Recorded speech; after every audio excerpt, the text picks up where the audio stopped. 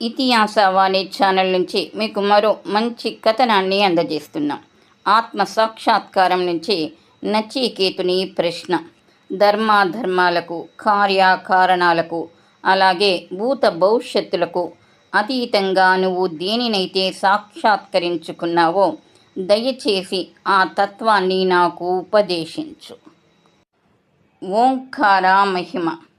అన్ని వేదాలు ఘోషించే పరమగమ్యం, అన్ని తపస్సులు ఉద్ఘటించే లక్ష్యం అయినా దేనిని కోరి సాధువులు బ్రహ్మచర్య జీవితాన్ని గడుపుతారో దానిని నీకు సంక్షిప్తంగా చెప్తాను విను.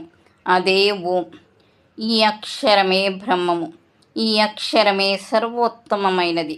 ఈ అక్షర రహస్యాన్ని తెలుసుకున్న వారికి ఏది కోరితే అది సిద్ధిస్తుంది. ఈ ఆధారమే అత్యంత ఉత్తమమైనది, ఉత్కృష్టమైనది. ఈ ఆధారాన్ని తెలుసుకున్నవాడు బ్రహ్మలోకంలో పూజింపబడతాడు. పదం అనే శబ్దానికి గమ్యం, స్థితి, మాట అనే అర్థాలు ఉన్నాయి. శ్రీ శంకరాచార్యుల వారు ఇక్కడ గమ్యం అనే అర్థాన్ని స్వీకరించారు. అన్ని తపస్సుల గమ్యం, అన్ని రకాల తపస్సుల ద్వారా సాక్షాత్కరించుకోదగినది ఓం అనేది. అది బ్రహ్మమునకు శబ్ద ప్రతీక. అందుచేత దీనికి శబ్ద బ్రహ్మం అనే పేరు. అన్ని శబ్దాలకు మూలం అందులోనే ఉంది. ఏ భావన కానీ, ఆలోచన కానీ తగిన పేరు లేదా శబ్దం లేకుండా ఉండలేదు. కనుక శబ్దము, భావము ఒక్కదానితో ఒకటి విడదీయరానివి. అది వ్యక్తమైన, అవ్యక్తమైన బ్రహ్మభావనయే. బ్రహ్మమును భావిస్తే అది అన్నిటినీ తనలో ఇముడ్చుకుంటుంది. అందువల్ల దాని శబ్ద ప్రతీక అయిన ఓంకారం కూడా అంతే సర్వవ్యాపకమై ఉంటుంది.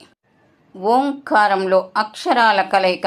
ఓంకారంలో 3 అక్షరాలు కలవు. ఆకార. కంఠం నుండి పలికే శబ్దాలలో మొదటిది మానవుడు పలికే అత్యంత ప్రాథమిక శబ్దం. ఊకార. కంఠం నుండి పెదవుల వరకు దొర్లుతూ వచ్చే శబ్దం.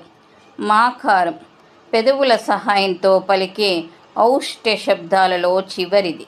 ఈ 3 శబ్దాల కలయిక మానవుడు ఉచ్చరించగలిగే అన్ని శబ్దాలను తనలో ఇముడ్చుకుంటుంది. ఇక్కడ ఓంకారాన్ని సాక్షాత్ బ్రహ్మంగా చెప్పడం జరిగింది. అది బ్రహ్మమునకు ప్రతీక కనుక దానిని బ్రహ్మంగానే ధ్యానించాలి. ఆలంబనం. ఇక్కడ ఆలంబనము అంటే పరబ్రహ్మ సాక్షాత్కారానికి, అలాగే చతుర్ముఖ బ్రహ్మ పదవిని పొందడానికి కూడా పరమ సాధనం అని అర్థం. తర్వాయి భాగం బ్రహ్మచర్యం. ఈ కథనం మీకు నచ్చితే లైక్ చేయండి. మరిన్ని మంచి కథనాల కొరకు మా ఛానల్ని సబ్స్క్రైబ్ చేసుకోండి. ఈ కథనాలపై మీ అభిప్రాయాన్ని తెలియచేయండి. ధన్యవాదములు.